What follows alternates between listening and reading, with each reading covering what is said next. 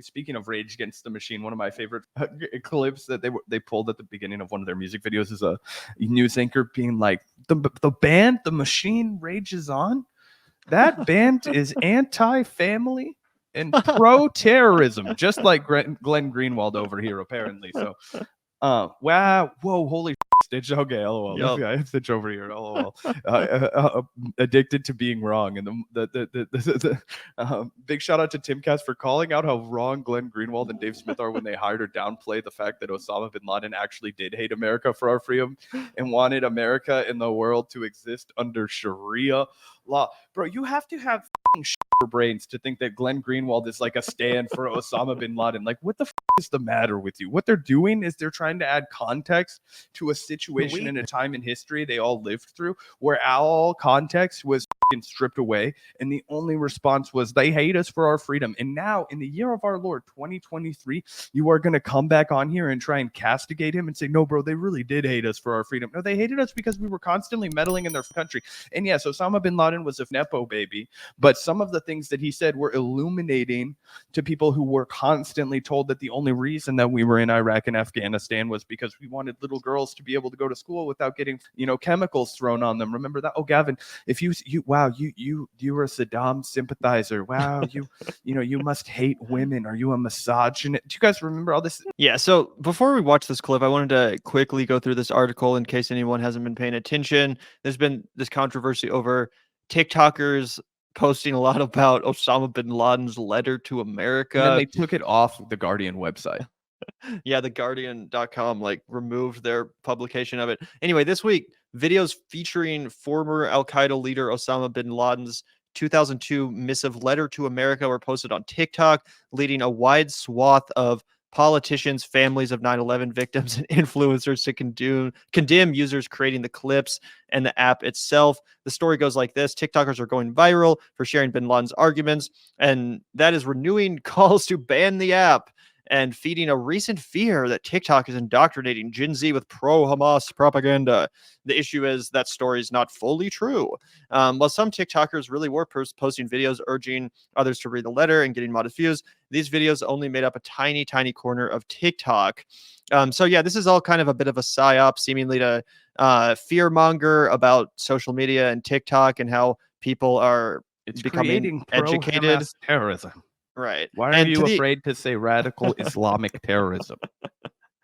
Right. And to the extent that people were actually no one was celebrating, at least not unironically, Osama bin Laden. What some people I did see, were realizing was that the terrorist attacks on 9/11 didn't just happen because evil people woke up and decided to do evil things. We're not talking about fucking Disney villains here who are just sitting there twirling their mustaches whoa, how shall we take down America, the city of freedom on the shining hill, let's destroy it. That's not the point of these terrorists. That's not the underlying ideology which compels them to do these terrorist attacks. Obviously, it's very complex, and you don't have to excuse or justify terrorism to have a conversation about what actually inspires it. And that's seemingly what was happening on TikTok with people sharing this letter and being like, wow, I thought this guy was just freaking this personification of cartoonish evil and actually making some pretty good points here.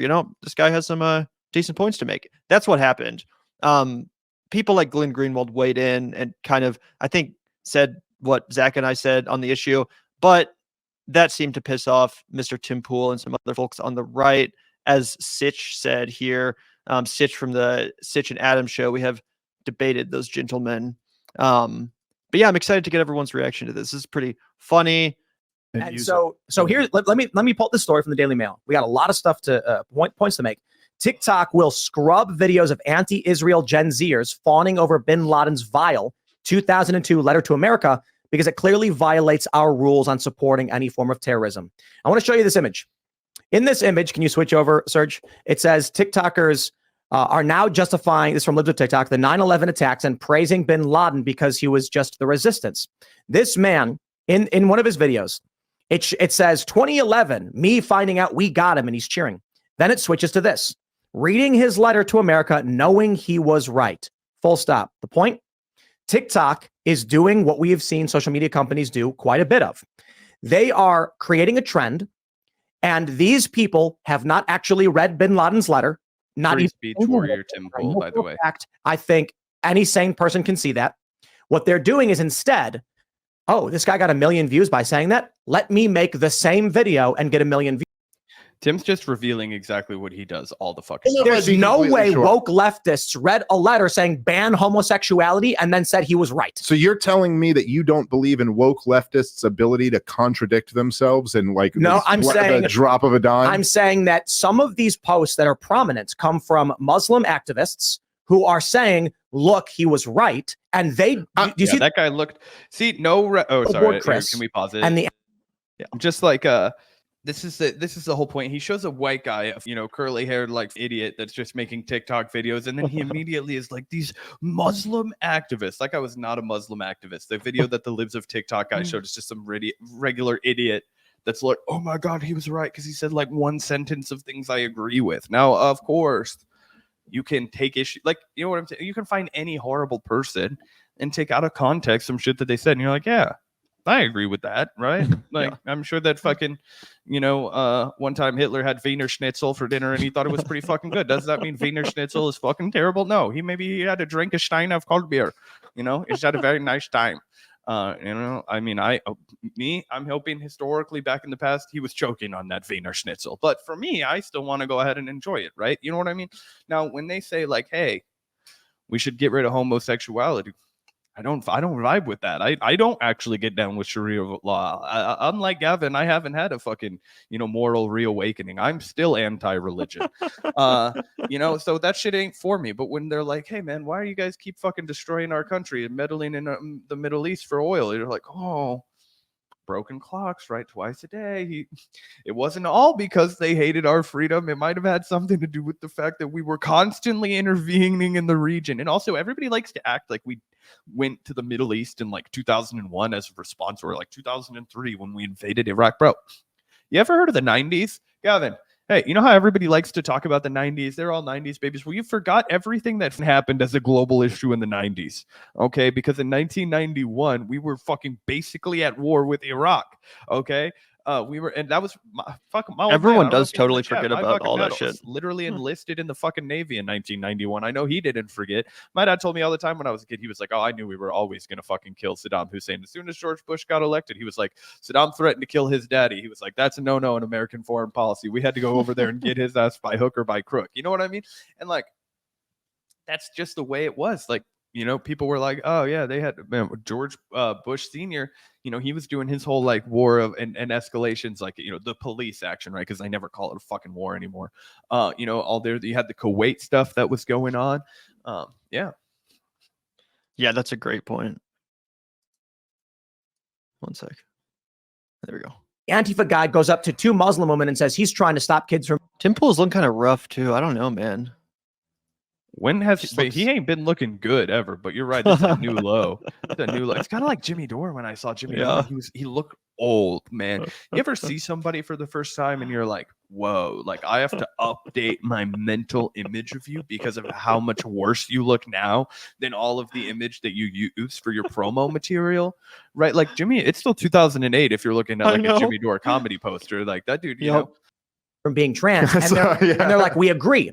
What happens then is, because people are getting millions of views, these other young people are like, I want to get millions of views, and just make a fake video claiming they read the letter when they did not. I'm not denying that. I'm sure there are people who are doing that. Bro, I'm just making the point that they can contradict themselves, but I will not. No, but I mean in the most blatant way. And I get like that. They can contradict themselves. No, I mean I've seen it over and over again where the woke leftists can literally sit here and say like they go, there's no such thing as gender. And also, I knew I was in the wrong gender from the moment I was born because it's in my brain. And these are the completely contradictory ideas. We had Lance from the Surfs on the show high-level who said gender theory analysis, by the way. But boy, I want to take that guy's class. That guy seems to have a real thorough analysis. Dude, it's just like dysphoria.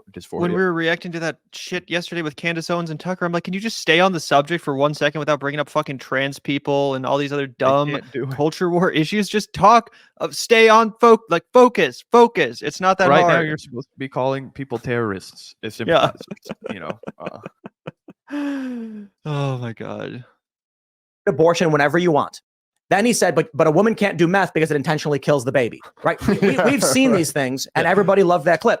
But I do not believe you can take a statement, ban homosexuality, put it in front of any leftist and say, would you agree with this? I think if they would not agree with it. Well, look, the issue here always is, and I've been struggling with this myself over the last say month or whatever, is that I think when there is a reasonable point and then it's put into the hands of left-wingers to make that reasonable point, they will make it in the worst way possible. So I think that what's going on, obviously this has to do with the context of what's happening with Israel and Gaza right now, right? Like that's a part of the reason why this is going so bad. 16-year-olds chanting from the river to the sea is why they're saying bin Laden was right. They don't know anything about what they're talking about. Listen, I'm not defending left-wing 16-year-olds. A lot of stupid things, but this is the point. I think what the point should be. So I'm with you completely. Left-wing 16-year-olds are stupid. That's not. My point is, it is not just 16-year-olds. We have 37-year-old millennials who are indoctrinated in the exact same way. Yeah, they're also who have stupid. No idea. They're also 16. Yes. No. Sure. But listen, these are people in the intelligence agencies. How old is Vindman? These are people who are at the CIA who are removing Donald Trump from the presidency because they believe this crackpot BS. I think the people in the intelligence agencies, even the ones who are removing or trying to remove Donald Trump, are much more on board with Israel than against Israel. But I would say this: look, I think the kernel of truth here, and what a lot of these guys just are trying to get at, but do a horrible job of getting at it, is that look. In bin Laden's LOL. That's a great point, by the way, the boss. Why is Tim Pool so fired up about this? Like, of all things to care about, of all hills to die, like, actually, Osama bin Laden is bad, and so are all terrorists. Like, wow, what a brave stance, Tim Pool. I thought Tim Pool's whole shtick was being like the edgy right-winger who was like an ex-lefty who is willing to speak the truth about conservative ideology or whatever, and now he's just like dying on the hill of terrorism is bad and I don't like bin Laden. Again, what a brave stance, Tim. Wow. Kind of reminds me of Keffel's communism is bad and I'm brave for saying it stance. Like, actually, no, you're not brave for saying it. You're the least brave person in the history of commentary. Letter to America. Obviously, he's an Islamist, and he's saying all types of crazy things that a lot of us don't agree with. Well, Seamus maybe mostly, but the rest of us don't agree with that. But there are stated grievances in this letter that you have to admit, okay, he probably has a legit grievance here. You understand why this would be fertile ground for recruitment, and why almost any... It's kind of like the Unabomber, what was his name, like Ted Kaczynski or whatever. You could understand that guy's points. Like, you could understand the points he was making. You can read his manifesto and say, yeah, that is a pretty good point about environmentalism or about capitalism or whatever. Obviously, that doesn't excuse the crimes that he committed, the people that he murdered. But that doesn't mean we have to just censor his ideology, his manifesto. That doesn't mean we have to hide people from reading about what motivated that guy, what compelled him to do what he did. No, and we don't have to be fucking morons and put our head in the sand and pretend like he didn't have any good ideas or any valid points to make. I think it's the same kind of thing here. And yeah, it would just be intellectually boring and dishonest to refuse to engage in that because terrorism bad. People would probably resent this if this was happening. Let me read the first one. As for the first question, why are we fighting and opposing you? The answer is very simple. Number one, with a bullet, because you attacked us and continue to attack us. That's the first thing he says. So like, no, full stop. I'm sorry, dude. I reject this outright. You can't just read a sentence. I've read the whole thing, Tim. I know exactly what he says. So you need to understand what attack us means. And he outlines very clearly in the entire second half, attacking us means stopping Sharia Islam from taking over the world. Well, yes, he also includes 1.5 million kids that starved in Iraq because of the sanction regime. And you can't discount that either. My point is, it's like a guy saying, I am attacking you because you kicked my dog. And we're like, wow, you kicked his dog. Why? And he goes, because I was trying to to eat it. And you're like, well, wait, hold on. So what's happening is you got a lot of these leftists, and Glenn Greenwald did this too. Bin Laden was mad about U.S. foreign policy. Bin Laden was mad about U.S. foreign policy imposing it's a Western viewpoint and preventing Islam. It's all in his letter. Well, look, okay, again, there's no question. He's a radical Islamist, and that's all throughout the letter. You can see that there. LOL. So there's the Glenn Greenwald name drop. Tim Pool calling out Glenn Greenwald for having like a reasonable and nuanced take on the Bin Laden discourse, for having a take that was anything other than just, isn't terrorism bad? I can't believe all these Gen Z TikTokers are celebrating Osama bin Laden. I guess that's the take that Tim Pool wanted Glenn to have, and same with Sitch over here. Pretty annoying to see people just refuse to engage in nuance. I'm pretty sure that people like Glenn Greenwald are not actually in any way sympathizers of fucking Osama bin Laden or Al-Qaeda.